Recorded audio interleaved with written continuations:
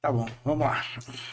Fala pessoal, tudo bem? A gente está aqui nos estúdios da Sala 116 para esse novo projeto do Instituto para Quem Precisa, onde nesse espaço aqui a gente vai falar sobre os projetos do Instituto, a gente vai conversar com voluntários, com pessoas que já passaram ou foram tocadas de alguma forma pelas ações do Instituto, e a gente está começando falando um pouquinho da casa, né? Para quem não conhece, a casa é o Centro de Acolhimento, Socialização e Apoio.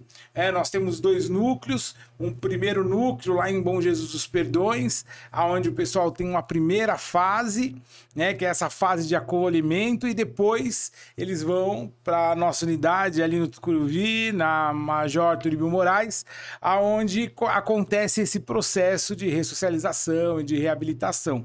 A casa ela não é uma casa de recuperação, ela não é uma clínica para tratamento de dependência química, ela é uma comunidade terapêutica alternativa. Lá a gente não trata a dependência química, mas a gente trata questões emocionais, questões sociais que acabam levando a pessoa à dependência. Então, o que a gente faz lá é buscar criar ferramentas para que a pessoa possa aprender a lutar contra a dependência e lutar com outros vícios que a gente vai tendo a partir de traumas, de dramas aí que a gente vai vivendo ao longo da vida. E hoje eu tô aqui com dois caras incríveis que passaram pelo processo lá, que hoje são voluntários também, trabalham também na área social, que é o Michael e o John. E eu queria que o Michael e o John, na sequência, falassem um pouquinho de como eles chegaram lá na casa, como era a vida deles, tal, até que eles chegaram na casa. Pode começar aí, Michael. Boa tarde, né? Boa tarde a todos. Eu cheguei na casa aí, que eu tinha passado por uns momentos bem difíceis, né? Bem, como posso dizer, eu estava totalmente ali dependente do álcool, né? Tava passando um momento muito difícil na família e o álcool vem a consequência, né, da droga, né? Que é a cocaína e tal. E nesse processo todo, minha vida dava uma bagunça. Minha vida dava uma bagunça, eu ia pro emprego, saía, ia mandado embora, ia pro outro, não parava. Ia pro outro, também não conseguia ficar, né? E, o piorou cada vez mais foi quando eu fiquei dependente do álcool. Foi uma dependência aí que foi bastante mesmo, porque eu começava de manhã cedo, né? Eu já não tava tomando mais café, e eu achava que eu ia conseguir sair disso sozinho. Bebia antes de ir pro trabalho. Bebi antes de ir pro trabalho, né? Bebi antes de ir pro trabalho. Não tinha café, pra ser bem sincero assim. E achava que ainda tava no controle, que ia conseguir sair dessa. Parava uns dias, tava lá, parava. Só que a influência ia nos lugares, nos bares, no lugar dos amigos, tudo, e voltava de novo. Tudo de novo, pior. Sempre voltava pior, sempre voltava pior. E sempre ele falava, não, eu ia conseguir. Eu ia conseguir. Só que chegou um momento na minha vida que eu falei, ó, não consigo mais, né? Não consigo mais porque já tô perdendo minha família, minha mãe, meus filhos já estão, né, não querendo mais me ver. E foi onde que eu precisei de ajuda, eu pedi ajuda. Entendi. Né? E a partir desse momento que eu pedi ajuda, o eu já não tinha mais eu. Era só nós. Né? O nós fazia parte de mim, né? Que é Jesus. Ele, quando eu aceitei ele, foi uma mudança incrível na minha vida. Foi divisor de águas. Foi divisor de águas. Mudou tudo. E foi pondo em ordem pouquinho em pouquinho. Né? E eu fui vendo as coisas mudando como se fosse, sabe, um milagre, né? Porque muda mesmo, assim, você não tem muito, assim, que você fala, cara, isso só vai seguindo, só vai acreditando, tem fé todos os dias. E todos os dias quando você levanta, né, você tem uma escolha. Você tem essa escolha. um monte, você olha, não precisa nem sair pra rua, né? Que tem um monte dessas parafernálias, negócio na rua, tudo. Você escolhe. Você escolhe quem? Jesus ou o mundo? É o que a gente fala na casa, né? Decisão decide destino, né? Todos os dias. E aí, John, e você? Como foi? Na verdade, o John ele já era voluntário do Instituto, Isso. né? Eu era voluntário do Instituto, né? Inclusive, você conhecia minha esposa lá. E aí, voltei para Minas no final da pandemia, né? E a gente acabou não se adaptando nos lugares que a gente foi. Fomos para Minas. Depois nós fomos pro Rio Grande do Sul, né? Eu e a Cheryl. E daí decidimos voltar para São Paulo, né? E voltamos para São Paulo. Nessa para São Paulo, eu tive uma recaída um pouco mais profunda, né? E foi até o momento que você e a Érica, vocês me resgataram. Vocês foram lá no Santo Amaro me buscar, né? E daí fiquei um tempo, né, na comunidade. Saí, acho que fiquei uns 3 meses bem, no máximo.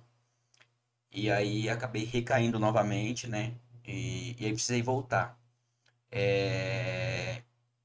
Na minha segunda vez que eu retornei, eu acho que foi um momento muito difícil também, né? Eu tava com umas feridas no meio da perna, assim. E então, assim, eu eu realmente eu precisava, inclusive tava no hospital, né? Saí do hospital, fui pra lá porque assim, eu tava meio que entrando numa loucura, numa paranoia assim, é difícil, eu não sei nem explicar ao certo como que eu fui parar naquela situação de paranoia. Eu sei que a nossa condição, quando estamos vivendo no uso, ela só vai piorando cada vez mais, cada vez mais, cada vez mais ela vai piorando. Eu tava numa situação tão difícil que eu já tava achando que tirar a minha vida era o melhor caminho naquele momento, né? E daí eu lembro que eu te liguei do hospital, falei, nossa, Maurício, eu preciso de ajuda, né? E você prontamente não vem, vou tentar te buscar. E aí você não conseguiu, o Vanderlei tentou me buscar, eu acabei saindo, fui pra minha casa e no outro dia eu peguei e fui pra comunidade. Tava trabalhando registrado ainda na época, né? Trabalhava num restaurante, um bom restaurante em São Paulo. E eu acho que fiquei 2 meses, mas mesmo assim ainda quando fui pra comunidade, teve um dia que eu fui pra rua, acabei usando, né, nesse dia que eu fui pra rua. Então assim, eu tava muito, muito impregnado pela droga, né, e assim, eu vi uma perspectiva, mas eu não tinha condições psicológicas para sair daquela situação, né, mesmo estando dentro da comunidade. E aí, a partir do momento que eu fui me abrindo um pouco mais pro programa, sabe? Entendendo as minhas fraquezas, aceitando as minhas fraquezas, aceitando que eu preciso lidar com elas que eu precisava lidar com elas de uma outra forma, de uma outra maneira, né? As coisas começaram a se clarear. E assim, se clareou muito rápido, né? Graças a Deus se clarearam muito rápido na minha cabeça essas questões. Eu comecei a entender que algumas coisas eram espirituais, outras coisas eram psicológicas mesmo, né? E patológicas, e precisava de tratamento. Precisava de terapia, precisava de psiquiatra, precisava de psicólogo. E então, assim, aí comecei a abrir a mente. Falei, não, eu acho que esse é o caminho, né? Eu acho que se eu não me engano, fiquei uns 3 meses, né? Se eu não me engano. E daí saí completamente decidido, assim, eu tomei uma decisão na minha vida. Eu falei assim, minha vida vai caminhar ou vai caminhar, sabe?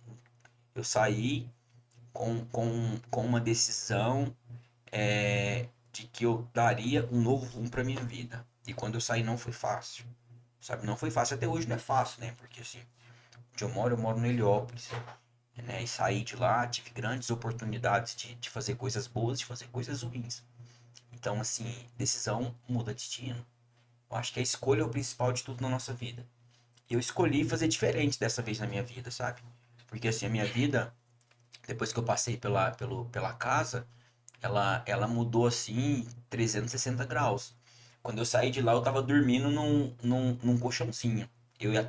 A Sharon, nós estávamos na casa da tia dela, você lembra? E ela, a gente vamos sair. Ela, vamos sair, eu não quero ficar aqui. Eu falei, vamos. Você quer? Você vai comigo? Vou, então tá bom. Aí aluguei uma casa bem pequena. A gente chegou nessa casa, não tinha nada. E aí eu falei, eu peço pra usar droga quando eu tava usando droga, então vou arrumar um colchão. Falei que os vizinhos conseguiam um colchão, né? Um colchãozinho de solteiro, todo encardido. Falei, mas é isso aqui que a gente tem pra hoje, vamos dormir. passou 3 dias, comprei um colchão, depois a gente se mudou para Heliópolis, daí as coisas foram acontecendo na minha vida, sabe? Eu comecei a trabalhar em um outro grande restaurante de São Paulo, um dos melhores restaurantes do mundo, e, e daí apareceu uma oportunidade para trabalhar num projeto social, né? Então, assim, eu acho que eu tô vivendo o melhor momento da minha vida, e assim, com muita atenção, porque eu sou mestre em me sabotar, né? Então, assim, tenho que tomar muito cuidado. Hoje eu sou professor de gastronomia. Eu cuido de toda a parte gastronômica de um projeto social que tá tomando proporções assim que eu nunca imaginei que ele tomaria. A gente tá com 2 cozinhas hoje. A gente tem uma. Hoje eu coordeno Pode falar o nome do projeto? no projeto Moverelipa. Moverelipa, um projeto que tem transformado assim, as vidas em Heliópolis. E um projeto que não transforma somente vidas e qualifica, mas ele promoveu uma transformação geográfica dentro da comunidade de Heliópolis. Porque onde é o projeto hoje era uma Cracolândia. Embaixo do viaduto do projeto, são blocos de containers, né?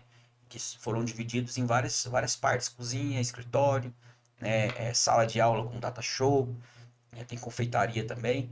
E aí transformou mudou aquela área que era uma Cracolândia. Eu acho que os projetos sociais e esses projetos que vêm da iniciativa privada, eles têm a diferença, por exemplo, de ações sociais do governo, eles têm, por característica, não o assistencialismo, né? Mas o protagonismo. É tirar a pessoa daquela situação e fazer com que ela comece a ser um agente social mesmo, né? Nesse quesito, assim, o que você acha, Michael, que a casa transformou em você? Você passou pelo processo, você ficou 9 meses lá na casa, né? Então você passou por todo o processo de intoxicação, reabilitação, ressocialização, mas fora esse processo de abstinência do uso e de saber lidar com a vida sem a substância, o que a casa trouxe de transformação para você? O que você acha? Olha, caráter. Transformação verdadeiramente no caráter. Porque eu não preciso mais mentir, não preciso mais falar que eu vou fazer tal coisa e não vou fazer, sendo que agora eu já vou fazer aquilo e é isso que eu vou fazer, né? E me ajudou muito no gerenciar, né? Também. E mudou muito isso na minha vida. Saber colocar as coisas no seu lugar, saber lidar com a ansiedade, né? Saber quando você tá ali com a ansiedade estourando e você parar e pensar. Não resolvi nada nessa hora. Porque a minha saída era bar, né? Mas essa mudança mesmo que mudou foi mesmo de dentro para fora. Para mim é o que eu sinto, né? E foi tudo uma consequência, né, dos estudos que eu tive na casa também. Ali eu aprendi muita coisa. Observei, né, muitas coisas também. E dali eu fui só pegando as coisas boas para poder e levar para minha família também. Para você ver que a transformação não foi só em mim. Eu consegui tirar dali da casa e você consegue levar para minha família. O que você aprendeu na casa hoje, no seu dia a dia? No dia a dia, aplico no dia a dia, aplico com as pessoas que eu faço, né, as corridas Uber, na família. Agora as coisas mudam, né? Agora elas vêm e perguntam para mim como que deve ser feito, né? E é uma satisfação grande, né? Porque é só Deus mesmo que faz isso na nossa vida. Você está em uma situação onde você estava sem referência para se tornar referência. Para se tornar referência. Porque, na verdade, na casa, o que a gente menos fala é sobre dependência química. Eu acho que, na verdade, até pro John, eu acho que na primeira vez, um choque que ele meio que sentiu é isso. Ele já tinha vindo de uma experiência, né, de reabilitação e tal. E aí, quando chegou na casa, não era nada daquilo, né? Que a gente vê no dia a dia, né, John? E assim, mais importante é quando você vai para um lugar que começa a falar assim de ferramentas mentais, ferramentas psicológicas, né? É completamente fora do padrão, né? De comunidades terapêuticas. Eu falo assim porque eu comecei muito novo na droga, né? Comecei a usar droga, eu tinha 10 anos de idade, eu era menino de rua, né? Assim, eu vivi em situação de mendigância na rua. Então, assim, passei por presídios, e então, assim, eu tive a minha luta, eu sempre lutei contra a droga. Sempre lutei contra a droga. E assim, já tive várias internações. Então, assim, é meio que um padrão de comunidade terapêutica, de casa de recuperação, né? Um tratamento. Ah, e aí tem aquela parte espiritual, que você pá. Então, assim, quando eu cheguei na casa, então, assim, pra mim foi um choque, realmente, né? A primeira coisa, putz, tem um programa, mas é um programa completamente diferente daquilo que a gente já conhece. Então, assim, eu comecei a entender que aquilo ali é o que faria diferença na minha vida, sabe? Quando eu comecei a entender, né, sobre o poder de decisão, sobre o poder de escolha, né, e ser protagonista da minha vida, ser dono das minhas escolhas, né? Então, assim, isso fez uma total diferença na minha vida, no que eu faço hoje, no que eu represento hoje, dentro da comunidade, dentro do meio de trabalho que eu convivo. Legal, deixa eu te perguntar uma coisa. Você falou que na segunda vez, na primeira semana que você estava lá, você deu uma escapada e usou. E aí, como que você entendeu a forma com que a gente tratou isso? Porque, na verdade, se tivesse uma comunidade terapêutica, se ia acontecer isso, as pessoas iam saber, iam te chamar, iam te expulsar, te dar uma disciplina. O que a gente fez? Na verdade, assim, eu a princípio eu achei que o negócio tinha ficado meio que encoberto, né? Porque assim, tava muito quieto pra mim. Eu falei assim, muito no silêncio e ninguém falava nada, né? Eu já tinha comentado com uma pessoa ou outra. E assim, a maneira como vocês trataram disso pra mim foi uma surpresa, né? E para mim foi de uma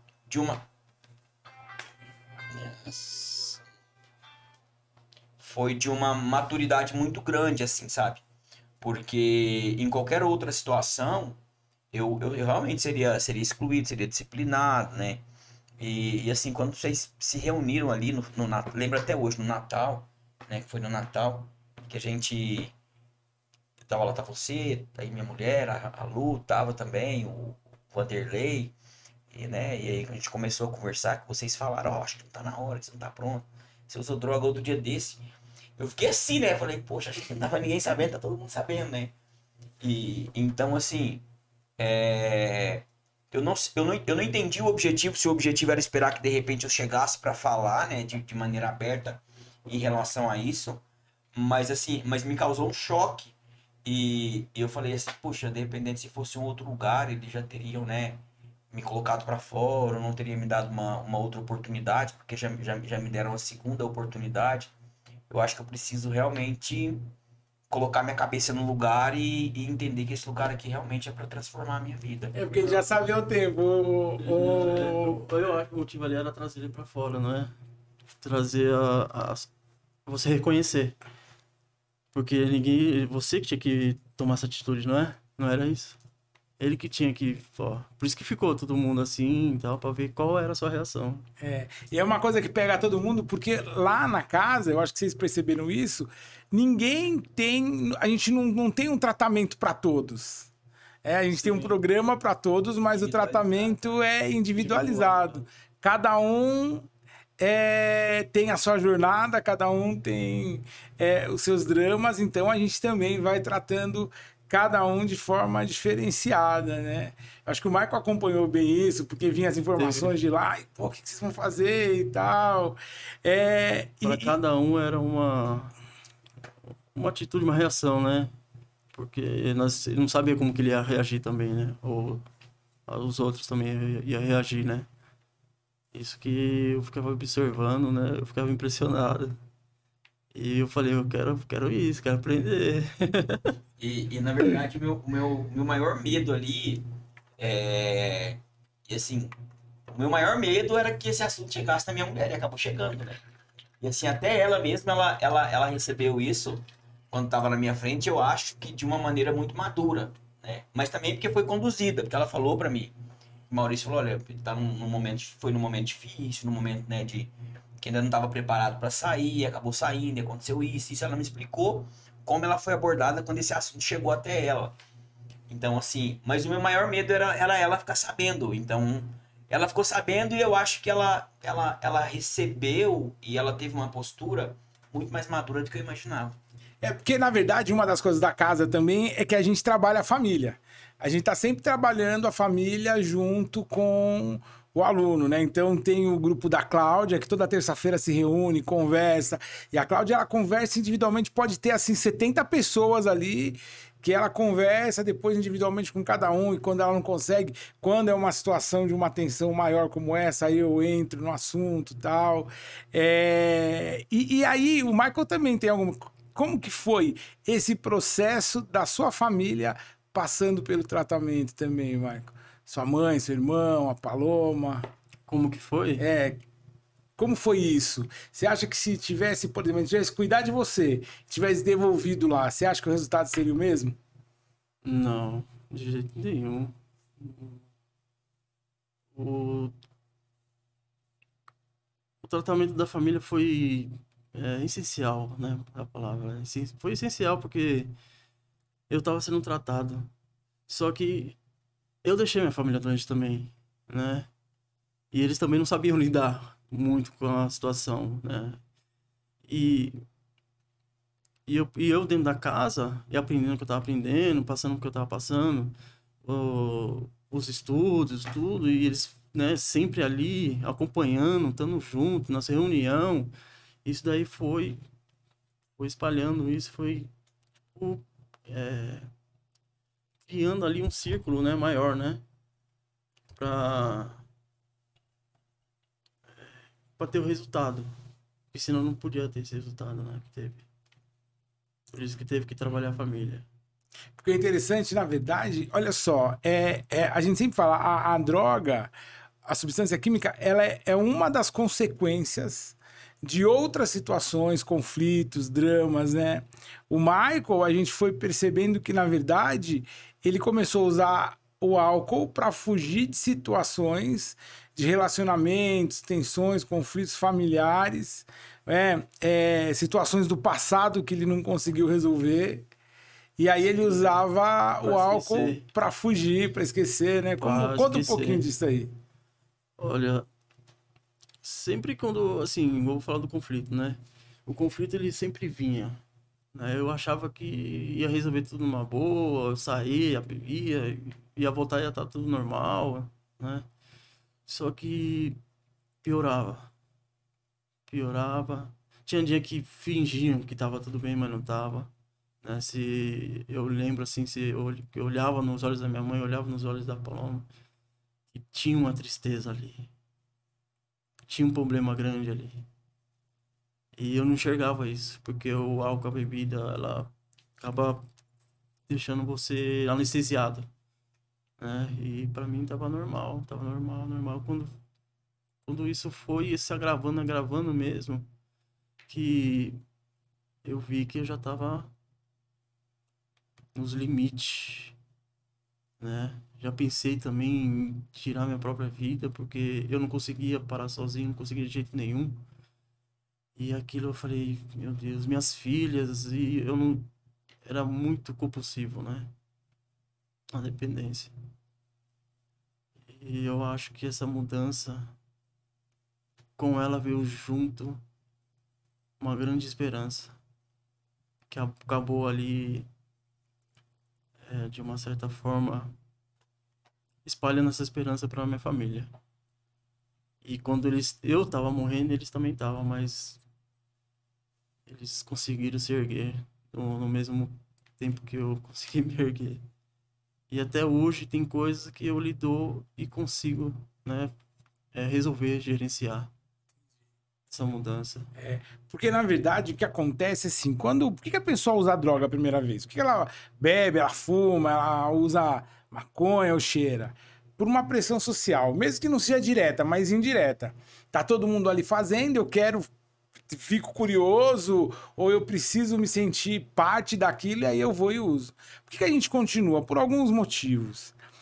Eu acho que as pessoas que elas têm mais dependência é porque esses dois motivos eles são muito intensos, né? A primeira é que conforme a gente vai usando, a gente vai criando no nosso sistema nervoso receptores de cafeína, de cocaína, de nicotina. Então a gente vai aumentando esse número de receptores.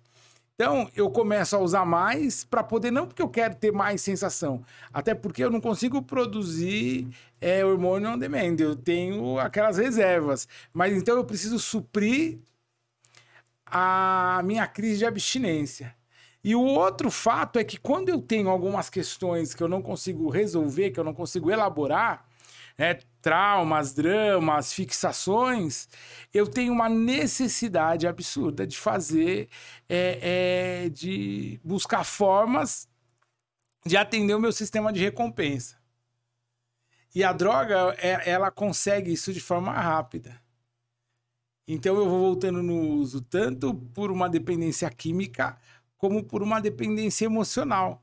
Mas o foco, muitas vezes, o problema não está na droga, né? Mas está naquelas situações que eu preciso resolver, né? Eu lembro que a primeira vez que a gente conversou, no dia de Santo Amaro lá, foi isso, né? Eu falei, olha, eu acho que o seu problema não é crack. Não é? Você tem um outro problema que te leva a tal situação, e essa situação te leva para o crack. Não é isso? E como que foi quando a gente conversou sobre isso? Quando a gente conversou sobre isso, né? Eu comecei a pensar a respeito, né? Porque assim, quando você é abordado por uma outra perspectiva, por um outro ângulo que você não tinha sido ainda, né? Que são questões comportamentais, né? Se você está aberto, né, ao tratamento, se você está aberto a sair da droga, você começa a pensar, e foi o que eu fiz, comecei a pensar e fazia tanto sentido para mim aquilo lá que você falou, que eu comecei a ligar uma série de coisas. Falei, sabe que é verdade, sabe que ele tem razão no que ele tá falando, né? Sabe que o que ele tá falando faz tanto sentido, né? Que hoje olhando, né, todos os momentos que eu saí para usar droga, eu tava passando por situações que eu não sabia como gerenciar e nem sabia como resolver. Seja elas situações muito boas, né, muito boas, ou seja elas situações ruins, que eu não sabia gerenciar e acabava indo pro uso.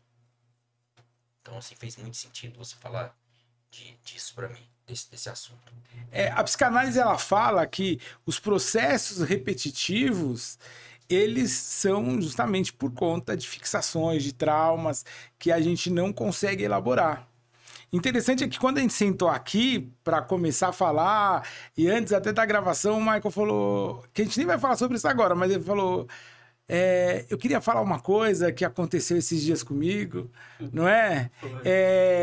E aí você mesmo já linkou aquilo a um fato que também acabava te levando ao vício, né? Então o que é isso? Assim, levar não, é o começo. Ali foi onde começou. Ali foi onde tudo começou. Ali eu já comecei novo, né? Comecei já descontrolado, né? E foi uma coisa puxando a outra. Bebida, droga, isso. É um caso que a gente vai trabalhar em algumas sessões, porque uma coisa que a gente até trata lá na casa é isso. O tratamento, ele não acontece nos 3, 6 ou 9 meses que a pessoa fica acolhida lá. Mas o tratamento inicia depois da alta, né? Então, o que a gente dá lá é ferramentas até para uma autoanálise também. Porque o que o Michael fez ontem, né, pensando, foi uma autoanálise disso, de um problema lá da infância que ele conseguiu elaborar, né? Porque quando a gente não consegue elaborar nossos dramas, a gente entra nesse processo de repetição. E quando a gente tem acesso à substância química, como a substância química ela dá uma mensagem falsa positiva para o cérebro, né? Porque quando você usa a primeira vez, você tem um estímulo de hormônio, né? Mas se eu continuo no uso, eu não vou conseguir repetir aquele estímulo. Mas o cérebro entende aquilo como algo que é um falso positivo. Então, você entra nessa cadeia de suprir as crises de abstinência. E isso é um processo repetitivo que eu vou fazendo para tentar aliviar o drama. Quando eu consigo entender realmente, que é o que a gente pergunta a primeira vez, aonde dói, né? E aí eu consigo elaborar essa dor, eu consigo criar gatilhos que vão me manter firme nessa luta, que é uma luta diária, é uma luta constante. A dependência química, ela é uma doença crônica, e que a gente precisa lutar constantemente contra ela. O que te leva você a voltar, né, nesse ciclo? Aí você tem que... Foi o que eu fiz. Eu fui. Peraí, aqui que tá errado. Não vai acontecer de novo. É incrível quando nós... Puxa, assim... Se você sente mais confiante, mais aliviado, assim, daquilo que aconteceu, sabe? Principalmente quando conta pra alguém também. Que legal. Foi muito bom. Eu queria pedir para vocês agora falarem um pouquinho da melhor experiência que vocês tiveram na casa e mandar um recado para aqueles que estão aí também nessa luta e não estão conseguindo vencer, ou para algum familiar, né? Mandar um recado para eles aí de como fazer para poder sair aí também desse ciclo vicioso que vocês estavam. Então, primeira pergunta, qual a melhor experiência que vocês tiveram na casa? E depois um recadinho aí para as pessoas que estão ouvindo a gente. Pode falar. Quer falar? Uma das coisas que eu lembro que o senhor falava na casa, né? Querer, né? Então, uma das experiências que eu passei por lá, não teve coisas que o senhor mesmo me mostrou, né? Eu tive uma experiência incrível lá. Assim, eu vou contar o que foi comigo. Foi uma visão que eu tive. Ele me levou aonde minha mãe estava tendo um filho. O senhor que você fala, tá falando, não é Deus, né? Que você tá me chamando de senhor. É o Deus. Tá. É o Deus. Ele me levou, minha mãe estava tendo, e quando ela teve, ela estava feliz. E quando os médicos levantou essa criança, assim, me mostrou, e o senhor tava com a mão, assim, no meu ombro, me mostrando aquilo. E quando levantou aquela criança, era eu, né? Eu entendi na hora o que ele tava fazendo na minha vida. Essa transformação, a nova vida que ele tava me dando. Um renascimento. O renascimento. E é muito forte, foi incrível, né? E o recado que eu quero deixar, focar no seu objetivo, né? Sempre olhar para frente, não deixar o passado de atrapalhar o que te espera no futuro, né? E... Esse foco é o querer que a gente fala, né? É isso. Porque quando você falou, só pra gente poder fazer com ser entendido aí no que a gente tá falando, porque eram conversas nossas, né? É que geralmente a pessoa fala, eu quero parar de usar droga, eu quero mudar de vida, mas na verdade ela não quer. O que a gente quer é continuar na nossa zona de conforto. Então o que a gente precisa primeiro é querer. Porque aí a gente vai mandando mensagens até pra nossa mente que a gente quer realmente uma transformação. Que não é só uma vontade, mas como passa a ser ali um desejo genuíno de mudança. Não é só ir lá na casa e ficar uns dias lá. Você tem que focar no seu trabalho, né? Você tá ali pra mudar a sua vida, mudar a vida da sua família, seus filhos, os seus amados, de tudo, né? E isso é o querer, né? Ser focado, seguir sempre em frente. E não deixar nada que ninguém fale que você que abale, que tenta destriturar, né? Tentar tirar você da linha. Nem olha pros lados, siga sempre em frente. Vai direto ao alvo. É isso. E aí, John? A melhor experiência que eu tive lá, você sabe, foi quando eu entrei na chácara, assim, tinha 14 de outubro ou de novembro, se não me falha a memória. Acho que foi novembro. Dia 14 de novembro. E quando passou a primeira noite, eu acordei de manhã, assim, sabe? Que eu tava limpo. Porque, assim, inclusive eu tinha usado droga na casa, né? Lá no Covid. Acho que eu tinha pegado um acerto, pagamento, alguma coisa assim. Fui levar a Sharon, quando voltei acabei usando também. E quando eu cheguei na chácara, que eu acordei de manhã, assim, sabe? Que eu respirei aquele ar. Que eu tava limpo, né? Que eu pude entender que eu não preciso de droga pra nada. Foi uma das melhores sensações da vida, assim. Acho que isso ficou guardado, assim, no meu coração, sabe? Eu não preciso disso. Apesar de ainda ter usado de novo depois, né? Mas eu já tinha na minha consciência que eu não precisava. Mas ainda assim, o desejo de usar em um determinado momento falou mais alto. Mas essa peça pra mim foi uma das melhores experiências que eu tive lá, sabe? É saber que eu posso viver bem sem uso de droga. Fora o Natal, que foi uma noite sensacional. Fora os momentos de confraternização que a gente fazia os almoços e recebia pessoas. Os momentos de orações na madrugada, né? Os momentos de espiritualidade. Isso é muito importante também. E o recado que eu quero deixar é que quando eu digo a gente, eu não estou me referindo a nós que temos problema com drogas. A gente tem um grande poder de nos vitimizar, sabe?